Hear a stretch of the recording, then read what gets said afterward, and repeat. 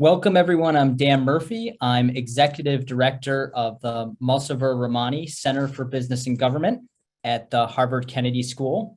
And today we come together for an examination of the role of China's state-owned enterprises, or SOEs, which is critical to our understanding of China and the world's economy and politics. Recent estimates show that SOEs contribute about a quarter of China's GDP, and China's SOEs play a large role in China's global economic expansion, providing the majority of China's overseas direct investment. And against this backdrop is the persistent question of the role that the market, the Chinese party state, and political considerations play in the ways SOEs operate both within China and abroad. We have the perfect speaker today to address some of these issues. She is Professor Wendy Leutert. She's assistant professor and the GLP Ming-Zi Mei Chair of Chinese Economics and Trade at Indiana University's Hamilton Lugar School of Global and International Studies and the Department of East Asian Languages and Cultures. She has an impressive publication background, which I won't recite for you here to give her more time for her presentation, but I will say that she has written on the development of China's SOEs, personnel flows of top leadership at SOEs, policy feedback loops, global expansion of China's state-owned enterprises, as well as politics of Chinese economic reform, international investment, and corporate governance. Our discussant today, right on cue, is Professor Meg Rithmire. She's the F. Warren MacFarlan Associate Professor in the Business, Government, and International Economy Unit at Harvard Business School. Professor Rithmire's primary expertise is in the comparative political economy of development with a focus on China and Asia. Her newest book project investigates the relationship between capital and the state and globalization in Asia, comparing China, Malaysia, and Indonesia from the early 1980s to the present. Her work also focuses on China's role in the world, including Chinese outward investment and lending practices, and economic relations between China and other countries, especially the United States. Like Wendy, Meg has an impressive publication record, which I will not recite for you here. And also like Wendy, Meg contributes not only in the academic realm, but also as a public intellectual on a variety of issues related to China.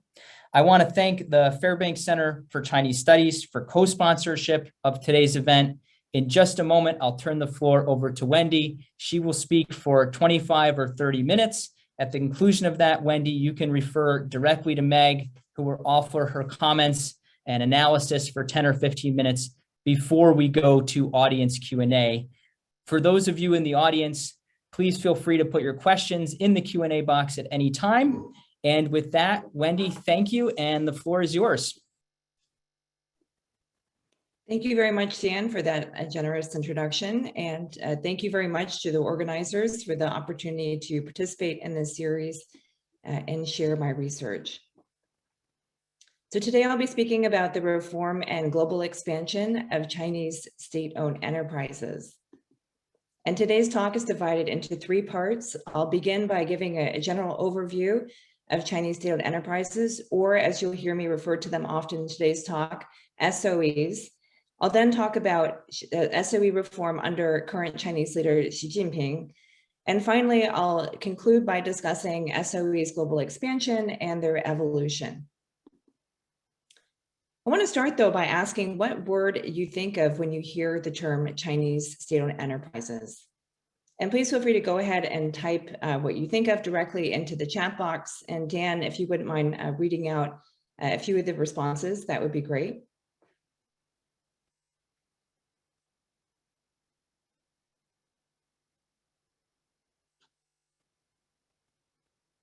I think, Wendy, we don't have a chat box, but we have a Q&A box where people could put in their answers if they don't mind. Great. I'd love to hear from the audience in the Q&A. When you hear the term Chinese state-owned enterprises, what is the first word that comes to your mind? Okay, we have some responses coming in here. All right. So the first one is inefficient, reform, Chinese government, cumbersome. Large, crowding out, huge, state capitalism, purpose, enterprise 100% owned by central government, control. Great. I can see a lot of people have associations here. Of course, government control, these being state-owned enterprises, large, inefficient issues of corruption, obviously, as we know, continue to be a concern in the sector.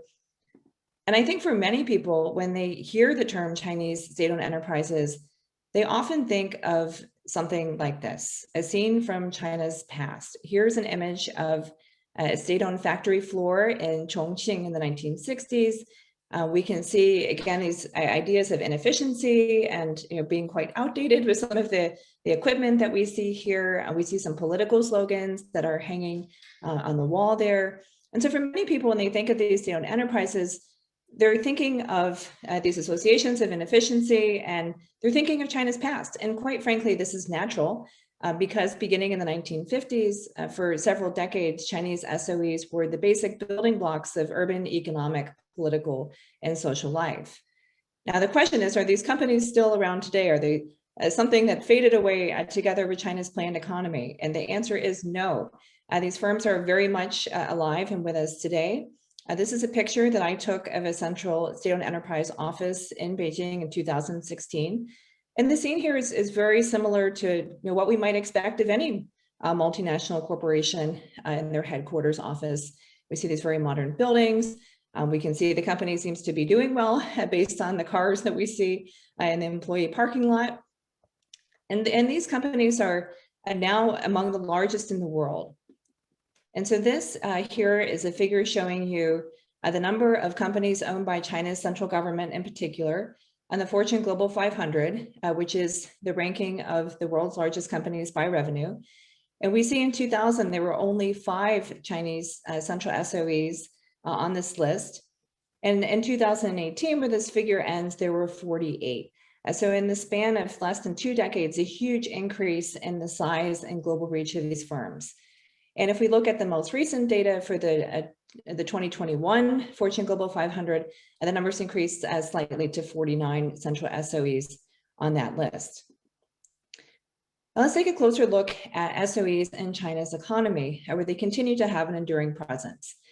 So as Dan mentioned, estimates put the contribution of SOEs to China's GDP at about a quarter of national GDP. These estimates were done by Zhang Chunlin, a former economist at the World Bank. And he also estimates that SOEs continue to contribute between 5 and 16% of urban employment in China. And if we look at the presence of SOEs on Chinese stock exchanges, we see it's also very significant. These calculations are using Bloomberg data, looking only at companies that have 20% or more government ownership. And if we calculate in that way, these firms are contributing 50% of the total revenues of companies listed on both of the domestic exchanges in 2018.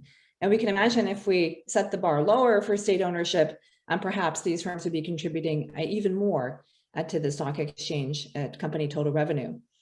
Now, if we look at the industry location of these firms, most of them are concentrated in strategically important sectors that have high barriers to entry. So industries like defense, electricity, petroleum, telecommunications, transportation.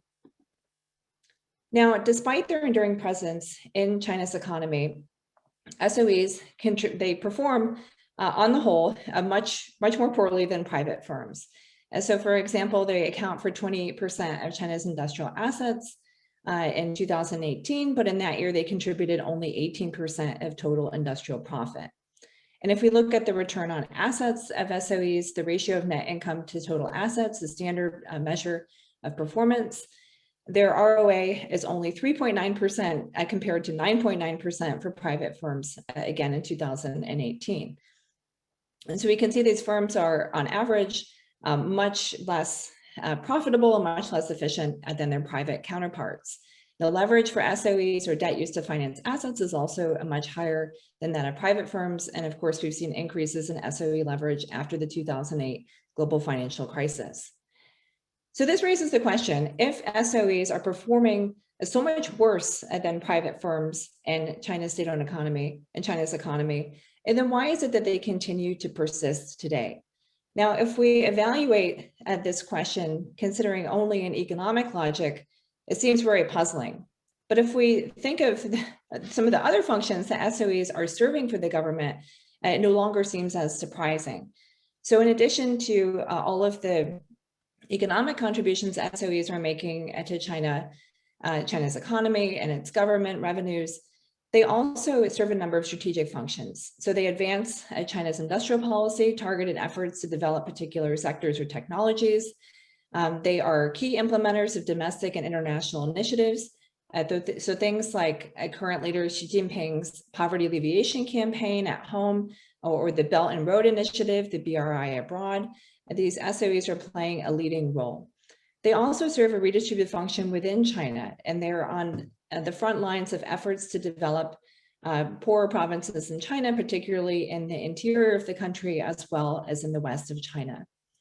And they support social stability in a number of different ways, most importantly through employment.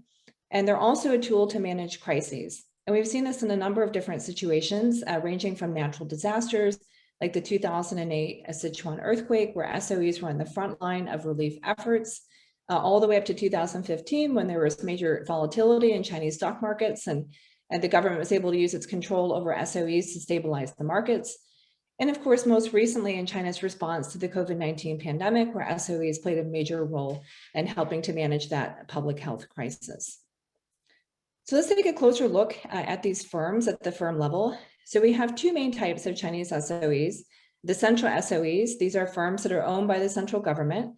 Currently, there are 97 non-financial central SOEs. And I'll be speaking in my talk more about these non-financial central SOEs because that's the main focus of my research. But I do want to call attention to other types of SOEs, such as the local SOEs, which are far more numerous, even though they're much smaller in size.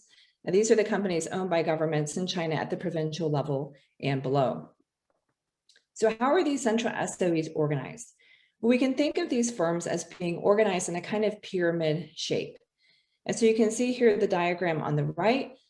The firms are organized as enterprise groups, and they have a number of different member entities, 100, even more than 200 is quite common, layered under a state-owned group company. So at the top of the pyramid, we have the group company, which is a purely administrative entity. It doesn't have any commercial function. And then below it, and the rest of the pyramid, we have all these different member entities. So these are things like the company's subsidiaries, could include joint ventures, could include subsidiaries that are incorporated abroad or research institutes. And in terms of their spread, these state-owned enterprise groups, the central SOEs, they usually have a core industry of focus, and then they often have expanded into several additional industries, especially real estate and finance. And this is very much something that the government would like the SOEs to be doing less of. They would like them to focus on their core industry and their core competitive area. But as we know, there's been a lot of money to be made in Chinese real estate and finance over the past couple of decades. And so these companies have kind of sprawled into different industries, and the government's now trying to get them to focus more on their core industry. So this diagram is depicting the central SOEs, the non-financial central SOEs in the context of China's government hierarchy. At the top of the figure, we have the State Council, which is China's main government body. And below that, we have a special commission with a very long name, the State-Owned Asset Supervision and Administration Commission, or SASAC, as you'll hear me refer to it in today's talk. And you can think of SASAC as a kind of government ownership agency that is managing that portfolio of 97 different non-financial central SOEs. And so I've put the logos of a number of the different firms that SASAC manages below it. And you can just take a look and see that these firms are among the largest and best known of China's state-owned enterprises. We have Chinese oil companies, PetroChina, Sinopec, State Grid, the world's biggest power utility. These are very large companies, and the majority of them are now active in international markets as well. So how do we link these SOEs to the party state? And I use the term party state to refer to the government structure that is interpenetrated by the organization of the ruling Chinese Communist Party, or CCP. So most obviously, we know that SOEs are linked with the party state financially, because after all, they're owned by the government. But there's other ways in which they are connected to the party state. The first is what I call personnel power. And this refers to authority over SOE executive appointments. And so the heads of Chinese SOEs are not only executives, they're also government officials, and they're not selected by their boards, but they're appointed externally. So for example, the Central Organization Department, together with SASC, appoints central SOE leaders. And we also have joint appointments. This is another way that SOEs are linked to the party state. And this occurs when a single individual serves simultaneously in more than one managerial and/or party position. Now, the most common of these pairings is the board chairman and party secretary position. So this means that the same person who serves as the board chairman is also the party secretary. By party secretary, I mean the top party leader in the company, the person who is at the head of the party committee, which is the party organization inside the firm. So that means that the same person who's chairing a board meeting on a Monday might be chairing a meeting of the party committee on a Thursday. Another way in which SOEs are linked with the party state is through concurrent appointments.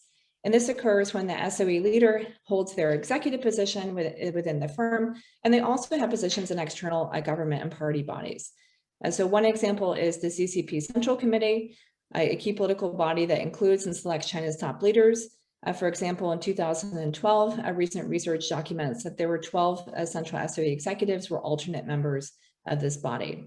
And in the past, there have been more. The number changes over time, but there typically always are some SOE executives who are part of this body and have such concurrent appointments. So now I want to switch to the second part of the talk and give you a very brief overview of what I view as the key elements of SOE reform under the government of Xi Jinping.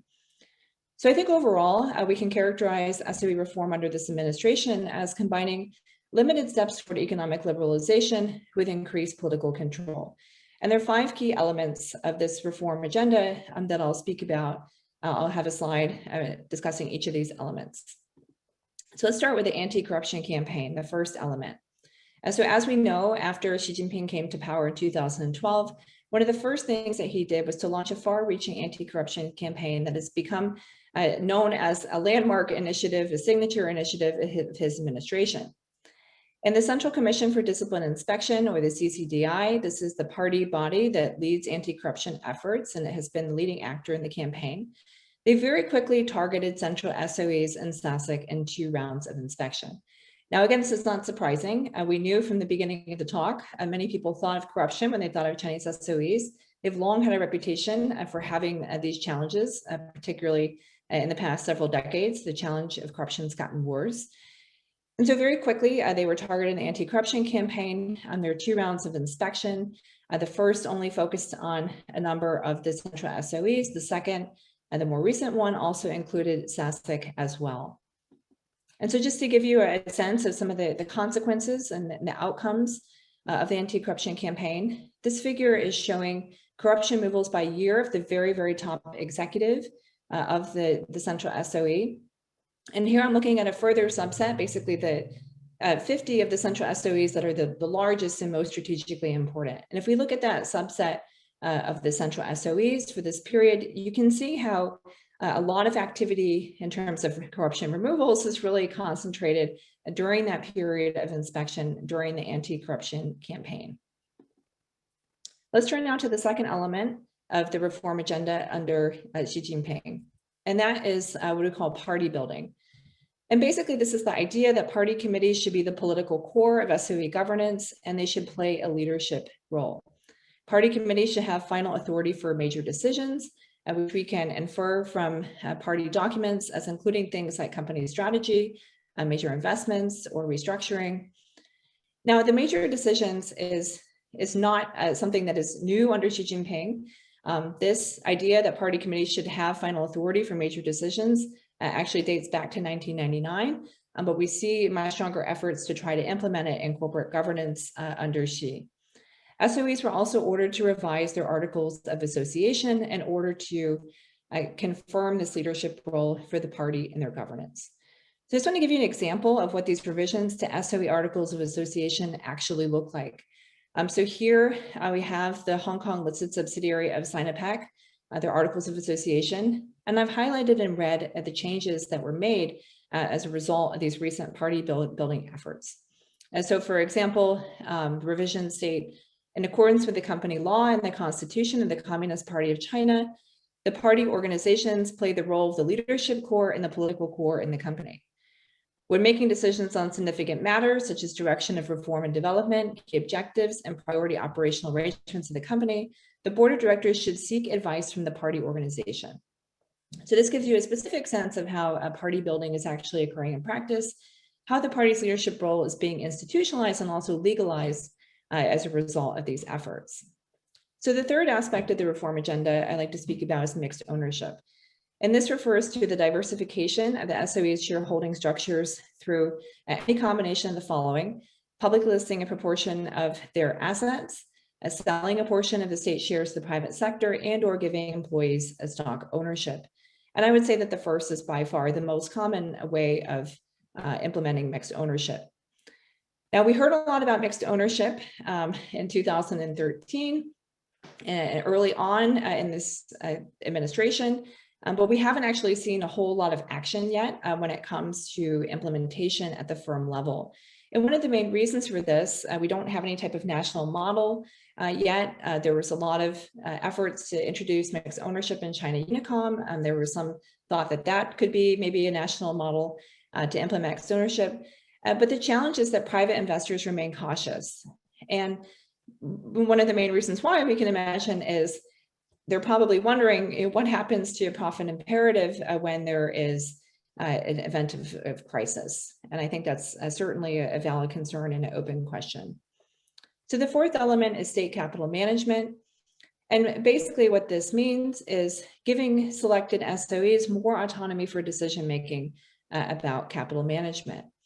And one of the ways in which this is occurring is the government's allowing some SOEs, mostly at the local level so far, specifically the provincial level, to set up subsidiary companies to focus on investment. Now, in theory, it seems like this would be a good idea. We're allowing firms to respond more directly to what they understand to be their priorities in terms of investment and development, strategy, and the commercial conditions that they're facing. But in practice, we've found that more autonomy for decision-making by SOEs does not necessarily equal better investment decisions. And there have been some firms that have simply used this ability to make more of their own financial decisions, to just build, expand their assets, but not necessarily improve their performance. And the last element of the reform agenda is mergers. And this occurs in a number of different combinations. We might have the government putting together two central SOEs or SOEs at lower levels of government, trying to combine complementary capacities in order to create firms that are more internationally competitive. There's other types of merger combinations where there might be a very weak firm that's struggling and it's merged into a stronger performer in the same industry. So there's a number of economic motivations for this, restructuring those poor performers, enabling the government to coordinate capacity reduction in excess capacity industries like steel, for example, trying to build bigger, more internationally competitive companies. And there's also political motivations. It avoids sensitive issues like bankruptcy or unemployment. So by merging those poor performers into better performing SOEs, for example, the government can avoid those issues. And so here's a figure just from some of the early period of the Xi administration. This is data that I collected about central SOE mergers. We can see there's a rapid increase. The numbers have come down since then, but they're now beginning to increase again as well. So in the final part of my talk, I want to turn to the global expansion evolution of Chinese SOEs. And so many of you have heard of the Belt and Road Initiative. This is a global campaign, again under Xi Jinping, in order to promote infrastructure connectivity and trade and investment between China and the world. And central SOEs are the main players in this initiative. They account for about 70% of total contract value, according to government statistics, for the infrastructure that's being built as part of this initiative. Now, the traditional mode of international expansion for Chinese SOEs was something called EPC plus F. Now, it's an acronym. You're going to hear a couple of acronyms on the coming slides. But basically what this means is simply their companies were contractors. They're responsible for engineering, procurement, and construction. And they would serve as contractors, and they would bring with them financing from Chinese policy banks. And there's two main policy banks in China, the China Development Bank and China Export-Import Bank. And so these companies would go out as contractors, and they would be able to provide financing from the Chinese policy banks, things like export credits to the foreign buyers to facilitate the purchase of Chinese goods and services, as well as loans backed by natural resources and package deals. So very creative combinations of financing in some cases. Now, this mode is still prevalent today, but there are some important changes occurring that I want to call your attention to. And that is the diversification of project types and financing as Chinese SOEs expand international markets. And so now, instead of just doing EPC plus F, just being contractors and using that financing from Chinese policy banks, companies are doing other types of projects and financing them in new ways. So for example, in BOT projects, a build, operate, transfer, a company will finance a project, build it, operate it for a fixed period of time, and then transfer it typically to the national government, which will take ownership and begin running the operations of the project. So here are some examples of BOT projects and concession periods. They're all over the world, all different regions, Pakistan, Cambodia, Sri Lanka. And you can see some of the concession periods are very specific. And so I was doing some field research in Ghana in 2019, and I met with a Chinese SDO enterprise representative, and I asked him, I said, why are some of these concession periods, so specific, 54 years, for example, at this project in Cambodia? And they explained it simply, what they've calculated internally, that's when they will have gotten back the profits that they wanted to make from that project. And that's why we sometimes see these very specific concession periods, but typically it's about 30 years. Another type of project is EPC plus equity, where the firm is still the contractor, but they take an equity share, typically about 5 to 10%. And this is something that companies are seeking because it enables them to benefit financially from the project and helps to align interests as well and having a good quality project for the long term. An example is this port, the Kribi Deep Sea Seaport in Cameroon, where China Construction Communications Corporation is pursuing an equity stake in that port in addition to building it as the contractor. And the final type of project is BOO, build, own, operate. And basically this is just like a standard international investment project. The company pays for it, they build it, they own and operate it indefinitely. An example here of the BOO project is the Sunan Asogli power plant in Ghana, built by local Chinese SOE Shenzhen Energy. So I've given you a lot of acronyms on the past slides, and here I want to summarize in more substantive terms, what is behind the shift. So basically we have the shift from Chinese SOEs overseas as being primarily contractors to becoming operators, investors, and owners of these projects. And why is this shift occurring? So in brief, national governments are a major driver of this. We have a lot of focus on Chinese policy banks, but we have to remember that public sector budgets of countries around the world are the primary source of financing for infrastructure. And national governments, they're the ones that decide how to develop the projects if they want to, for example, offer them as BOT projects.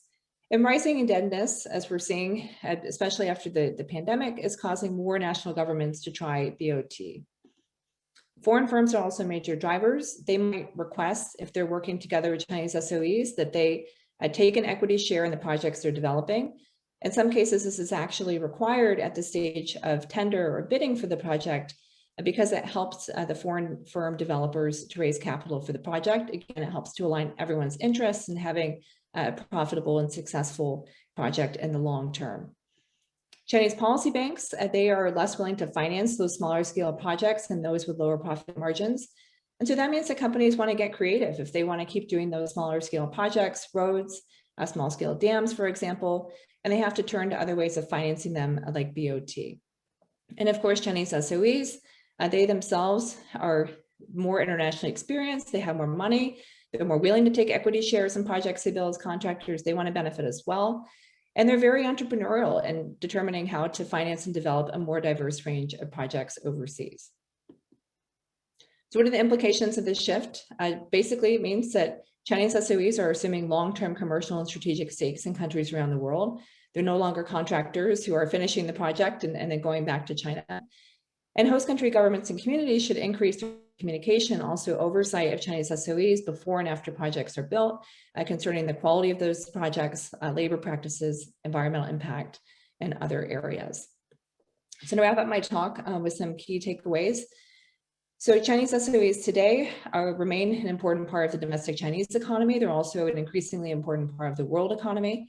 They're linked with the party state in a number of different ways beyond simply being owned by the state, including executive appointment authority, joint appointments, and concurrent appointments. SOE reform under Xi Jinping has 5 key elements: anti-corruption efforts, party building, mixed ownership, state capital management, and mergers. And Chinese SOEs involved in infrastructure projects abroad are evolving from before, in the past, when they were primarily contractors, to now becoming operators, investors, and owners with long-term commercial and strategic stakes in countries around the world. With that, I'll wrap up my comments. I very much welcome any questions and other observations that you have. If you'd like to get in touch and you're not able to raise a question, for example, or you want to connect after the talk, please feel free to reach out to me. I've listed all of my contact information here, my email. You can connect with me on Twitter and also on WeChat as well. Thank you so much.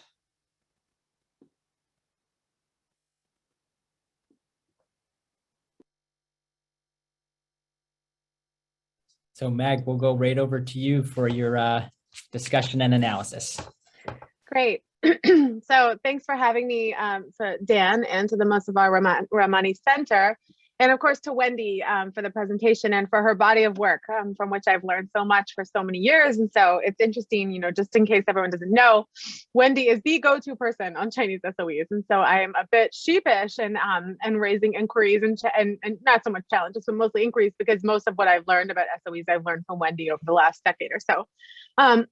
So with all of that said, you know, thanks for the presentation, and it's interesting to get an overview of the changing landscape for our SOEs domestically and internationally. And so I just wanted to raise a couple of issues, both domestically and in terms of their global reach, that I think will probably be on the mind of most people who are interested in China, China's role in the world. And so the first is on the kind of broad trajectory of the reform of SOEs domestically. And, you know, I know it's interesting to sit from the 2022 vantage point where we're looking at the Liang Hui and the lack of reforms, or what people have called the end of an era, or you know, the state strikes back in terms of the renewed or the resurgence of the Chinese state and its role in the economy. But when Xi Jinping took power in 2013, you know, he did say the markets will be the decisive force in allocating resources.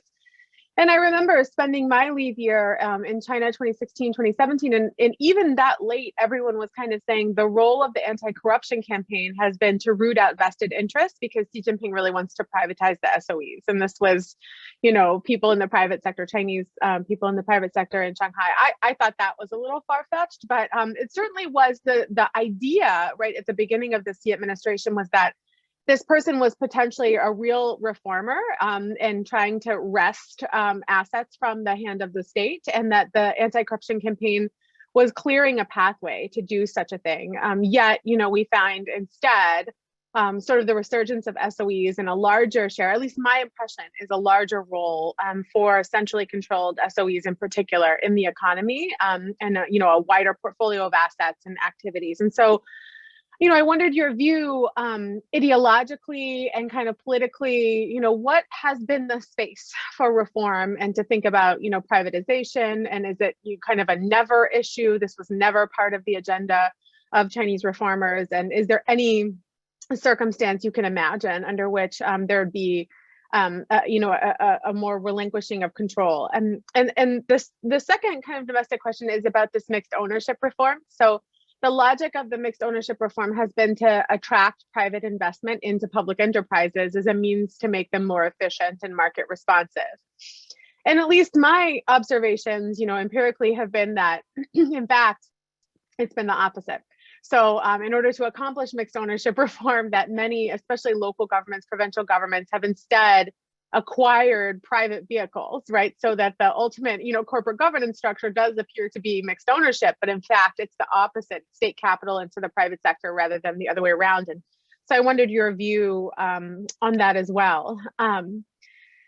And then internationally, I mean, it's intriguing, and number one, I applaud, the understanding that the BOT model is slightly different, and I certainly empirically have seen exactly what you observe, which is rising equity stakes rather than debt finance stakes and projects all over the world. And there's a lot of misunderstanding about some of those projects and what they mean. And so that is definitely a welcome insight.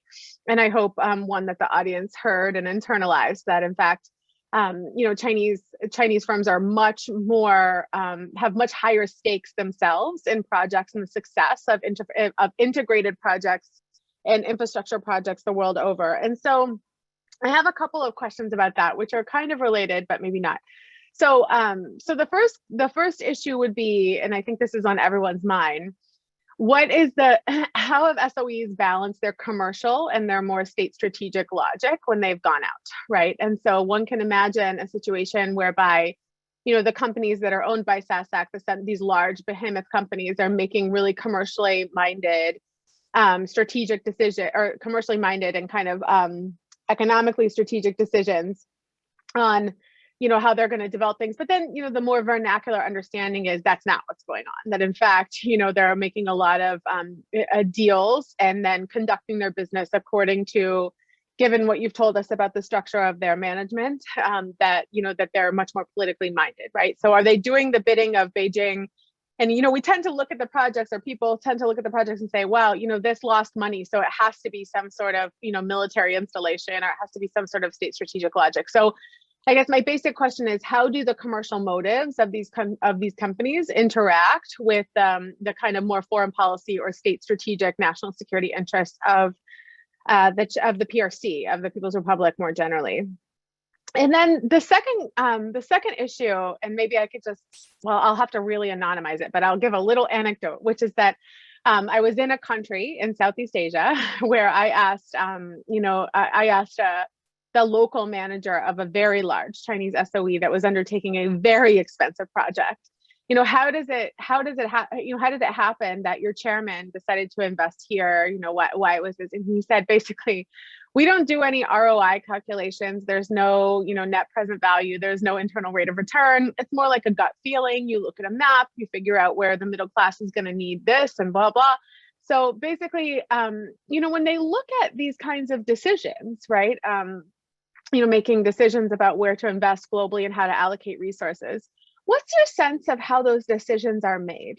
So part of that is, is it a political motive, which is what's similar to my last question, or, if they have a sense, there's work by, Stephen Kaplan and Qinghwan Li that's looking at, Chinese investments in sub-Saharan Africa and Latin America, respectively. And the idea is that it's more like patient capital, what we call patient capital. And so not looking for even a 5 to 10, even 20-year return, right, on investment, but it's much, much longer than that. And so is that indeed your sense of how Chinese companies are going abroad? And then, lastly, when we think about the role of Chinese companies and indeed Chinese finance in the world, what leverage do governments have, right, over companies like this? And so the vernacular understanding is that, Costco is working with China Harbor, is working with China merchants, and that everyone's kind of strategically organized and working together. And we should think of all of these SOE entities as indeed one entity. And in fact, which I'm sure you're aware of this, so in the European Union, the Director General of Competition, the DG Comp, has made this rule that all Chinese SOEs are treated as one company for the purposes of reviewing in the European Union. And the reason is that, okay, well, you only trigger an investment review if a company's total assets in a country like France exceed a certain number. And so maybe any individual SOE may not have assets that exceed that number and then that require that review. But we think of China as so coordinated that maybe all of its SOE's assets, right? It's one, big unitary actor. And so legally, for the purposes of the EU, that has been the decision. And so if you reflect a little bit on that logic, is that the right logic? And should countries think about when they negotiate with Chinese SOEs, they negotiate them with them one-on-one, and what leverage do they have vis-a-vis Chinese companies? And what kinds of long-term foreign direct investors will these companies be, especially where in places of the world where there's maybe a new form of capital competition between Western investors and Western multinationals and Chinese firms. So that's a lot, but I always learn so much from you. So thanks. Thank you so much, Meg, for these great observations and questions. I'll answer as many as I can. I see some questions are coming in the Q&A as well. And as some people have asked very similar questions to the ones that you raised. So your first question is about the broad trajectory of SOE reform. And here I think there's been, obviously, as you observe, a major shift beginning in 2013 with the third plenum. A lot of talk about having the market be the deciding force when it comes to resource allocation. And I think that early rhetoric and those expectations were very high, especially outside of China, for how the future trajectory of SOE reform and economic reform more broadly under Xi Jinping was going to go. And there's since been a lot of disappointment because we've seen some changes. Now, for me personally, this is just my personal opinion, but I think that the 2015 stock market crisis had a lot more of a psychological effect than we have recognized so far, in terms of reminding people within the Chinese government just how useful these SOEs are as tools of macroeconomic control. And so in 2015, the stock market crisis, the government forbid share sales by SOEs for 6 months, and basically were able to stabilize the markets in large part through that action. And so later that year, in the fall of 2015, we see the government release its guidelines for SOE reform. And in that document, there's not a single mention of the market being the decisive force when it comes to resource allocation. It's a huge reversal in just a number of very short years at the beginning of Xi's term. And I do think that the 2015 stock market crisis had something to do with that, although of course there's many other factors as well. So I don't think that privatization of SOEs, a full privatization, is ever going to happen. It's never really been on the agenda. There's been a lot of discussion for decades in China, how can we use mixed ownership creatively in order to try to bring in some of the advantages of private capital while still retaining state control. And if you think back to the organization, the enterprise group, like that pyramid structure, it's really a very brilliant way of enabling the top of the company, that group company, remains 100% owned by the state, but through the different subsidiaries, some of them may be publicly listed, allows the state to access capital markets while still maintaining the overall state ownership of the whole enterprise group. And so I think we're not going to see a whole lot more of relinquishing of control, though we might see continued limited steps toward economic liberalization. But even those limited steps that were taken after 2015 and more toward the end of Xi's first term or in the second 5-year term, they've been maybe more limited than we expected. And I wouldn't necessarily expect them to increase in the next term, which looks also to, again, be a third term, of course, under Xi Jinping's leadership. So I want to move to your question about you're looking at SOE investments abroad. Are these commercially minded decisions, or are they more politically motivated projects? Because this is the $1 million question. And whenever we talk about SOEs, this is always what people want to talk about. And it can be very difficult to disaggregate these two different motivations. And so the way that I would answer this is to say that there are a number of projects that are done for political reasons. There are projects that SOEs know from the beginning when they do them that they're not going to make money, but they're doing it for more of a political reason. Could be also, again, commercial, maybe market entry. They're going to do some projects in order to get into the market. But fundamentally, these companies are not charities. They are companies. And I really like the way that Xinquan Li in her research has put this way of thinking about Chinese SOEs. And she describes them as profit making, but not necessarily profit maximizing. And I think that's a really crucial distinction. Now, of course, we don't really have the counterfactual about how SOEs would behave if they weren't also implementing major initiatives like the BRI, for example. I do think in a lot of cases, they would probably be behaving largely the same in terms of their international investment behavior. They would be seeking those opportunities regardless of whether or not there was a coordinated political campaign behind them to support them. But that said, commercial motives do interact with foreign policy, of course, as well as state strategy and even national security interests. And so I have a forthcoming paper in international security together with Isaac Carden, in which we look at port projects around the world that have Chinese SOE involvement. And we see that it seems that in many cases, these port projects were commercially motivated, but there has been some questions about strategic uses and specifically military uses of this commercial port infrastructure after the ports were acquired, either owned or operated by Chinese firms, primarily SOEs. So you may have the commercial motivation leading, but then later on, some security interests as well intersecting with that commercial behavior. And let me just answer one other question that I see came in the chat that you also raised, Meg, and that was how companies choose which projects to pursue internationally. And so in the chat box, the question also asks, is it correlated with networks of overseas Chinese communities associated with government visits, promises made by government officials, or some other factor? Now, I want to start by giving the big picture institutional context of the environment that SOEs are in. So I've told you that the SOE leaders are government officials, and so they are looking to lead a company that's performing well so that they can then be promoted further. And one of the main ways in which SOE leaders are evaluated is, of course, the company's performance. And for a lot of these SOEs, particularly those active in the BRI abroad, the main target is their total contract value, the total value of their contracts during a given year.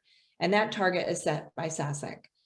And so what happens is this target, based on their previous performance, is set by SASC, it's given to the company, and then it's divided all throughout the company and down to the department level. They're responsible for contributing their piece in order to achieve that target. And there's material incentives that are linked with the achievement of that target all the way down the firm. So how is this related to how companies choose which projects to pursue internationally? Well, it gives you a sense of the political context as well as the profit incentives. In my observation and working with and talking with SOE representatives in China, you can see that by the end of the year, you're very motivated to go out and try to get deals done. And again, it's not based on the profitability of these firms. They're being measured, the target is on the contract value. So you can see there's a bit of a disconnect in terms of the type of projects that may be being pursued, especially at year's end as that deadline gets closer. So one of the main ways that companies have expanded in international markets is the one with which we're typically familiar, is the mega projects. So maybe there's some big deal, they go over and they're working on that project. But once they're in a national market, they begin to look around and identify other smaller projects that they may be competitive to do. And so that's where we see this drive for diversification of smaller projects financed in different ways, because SOEs see market opportunities once they enter in with that mega project, and they would like to take advantage of those as well in order to help fulfill their commercial targets back at home. So SOEs do their own research. We have people on the front lines who are constantly talking to people in government, trying to identify those opportunities. Back in headquarters, the SOE management will do things like looking at national development plans. So they'll look at the infrastructure that governments themselves have articulated that they would like to develop. There's also cases I'm familiar with where the headquarters of the Chinese SOE will send a delegation of engineers to the country for several weeks, traveling around the country and helping them to identify additional projects they think the SOE could be competitive for. And then oftentimes what the firms will do is try to coordinate directly with the national government using something called EOIs, or expressions of interest. And basically they say, we see you want to do this project, we have a lot of advantages, we're able to maybe even help you finance that. Let's go ahead and work together to do that. Of course, SOEs also participate in internationally competitive tenders, but wherever they can, they like to try to identify, just like any other contractor, these particular projects and work directly with governments to execute them. Go ahead, Dan. Should I take the questions from the chat box, or? Well, maybe I'll ask one question, and then I'll maybe try and crystallize a few from the chat box. I want to.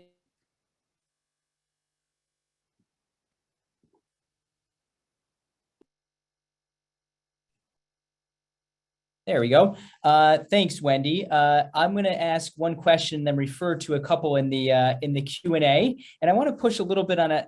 You've gotten a bit to this answer, and Meg addressed part of this in her analysis, but I want to press a little bit on this issue. A lot of people I talk to, they see party committees in Chinese SOEs. They see the dual roles of leaders of these companies a board chair who's also serving as chair of the party committee, as you noted. How should people be thinking about this relationship between SOEs and the Chinese Communist Party? And how have these companies more or less successfully framed this relationship for the rest of the world, for places where they're expanding globally?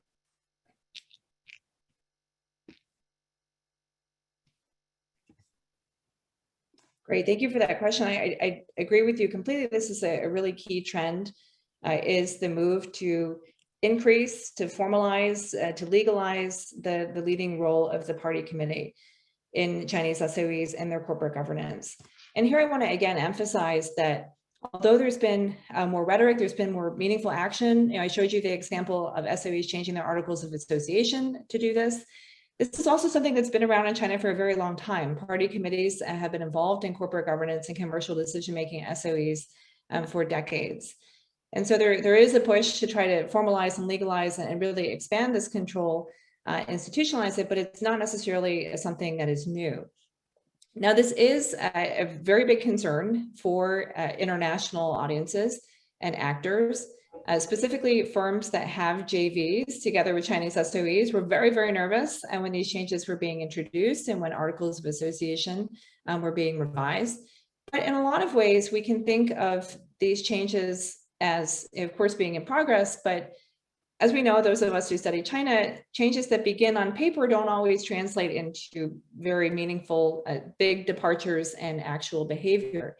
And so I think there's a process that is still evolving within Chinese SOEs in terms of exactly how much the role of the party committee is going to change in the leadership of the firm.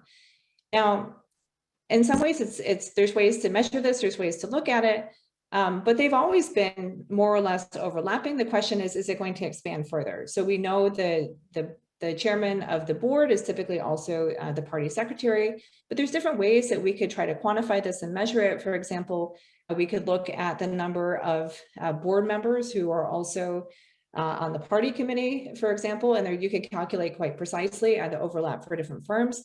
But again, a lot of this is formalistic. And so I think we have to really wait and see how much this is actually going to bring about meaningful changes in SOE's behavior. But certainly the overall trend, I agree with you, has been toward more of a tightening.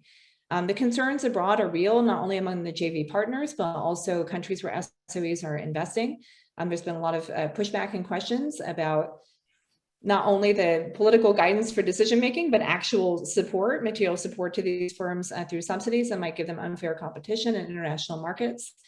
And what's really fascinating, Dan, is in some ways, this relationship is framed simply by omission or by creative English translation of people's business cards.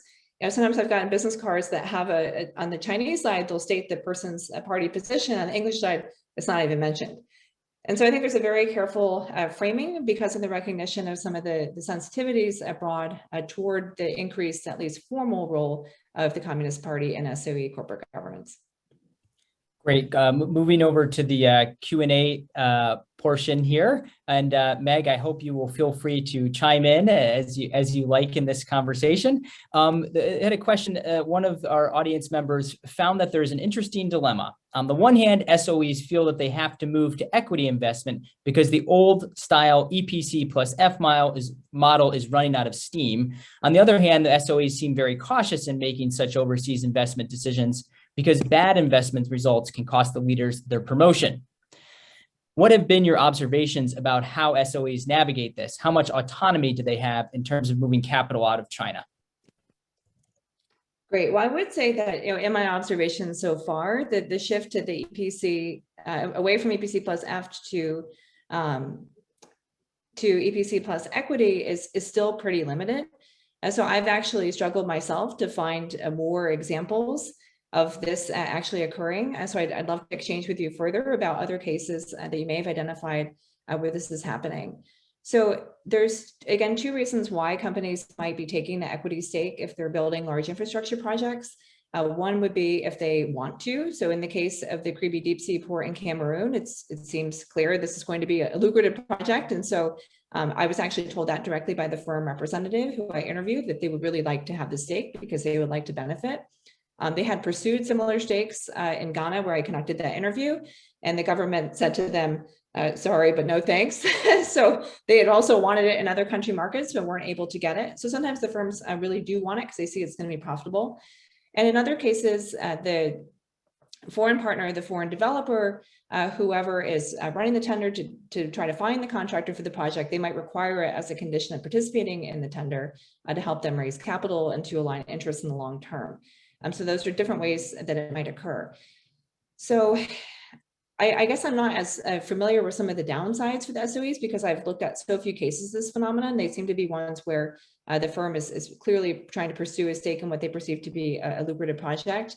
But SOEs are definitely under a lot more pressure for the financial performance of their projects. And things like roadways that you could very easily get a lot of money to develop before from Chinese policy banks, with some of the lessons that the banks have learned, that the firms have learned about the profitability of these projects over time, they're not as enthusiastic to support them. And so it's really impelling the companies to either not do the projects at all or find different ways of financing them. And those different ways of financing them do often involve greater commercial risk for the companies.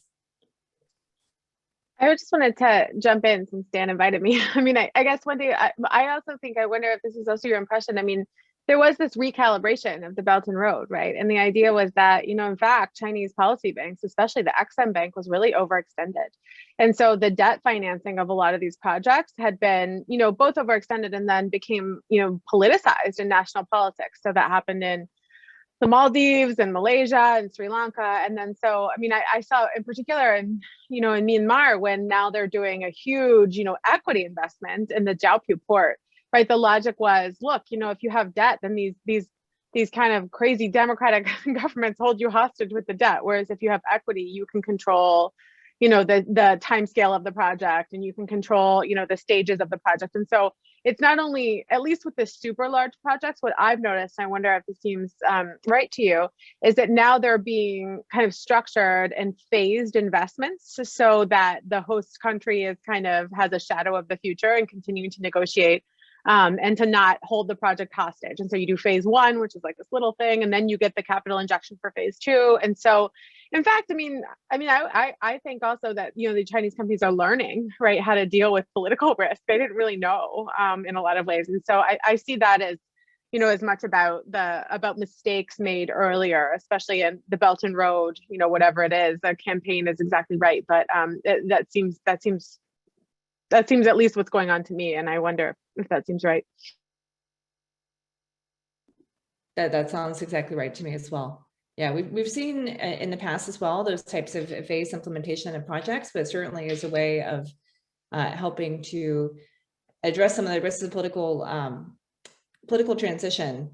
Because in many of these countries, especially have democratically elected governments, the deals that are struck with one government and may change under the other, the next successor, if there is a regime change. And so that's something that SOEs are very keenly attuned to.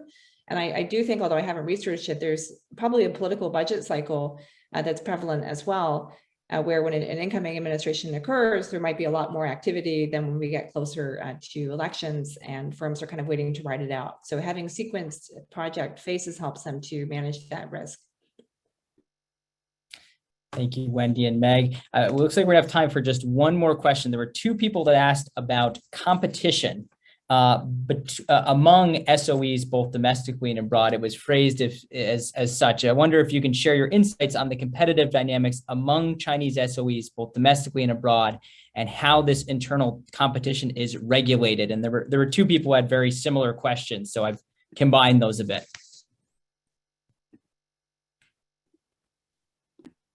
Great. Well, I would say, from my observation, there is a lot of competition among these SOEs. So when SASIC was created and these central SOEs were formed in the early 2000s, there was a deliberate decision to basically create different competitors in each sector. So from the very beginning of this latest stage of SOE reform and restructuring, there was an effort to do exactly that, to try to foster intra-industry competition in order to have more competitive firms.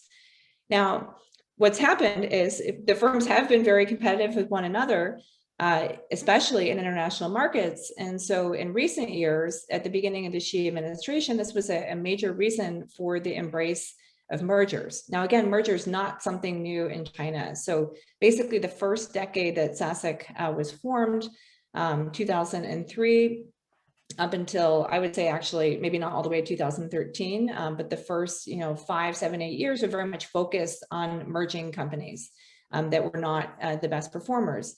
And so the reason to do this now, in order to address the issue of international competition abroad, is it was like a race to the bottom when it came to price.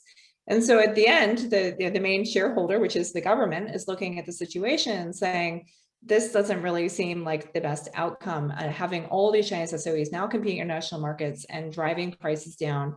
And ultimately, we are the shareholders and we are the ones who are suffering as a result of this. And so that has pushed the recent round of mergers.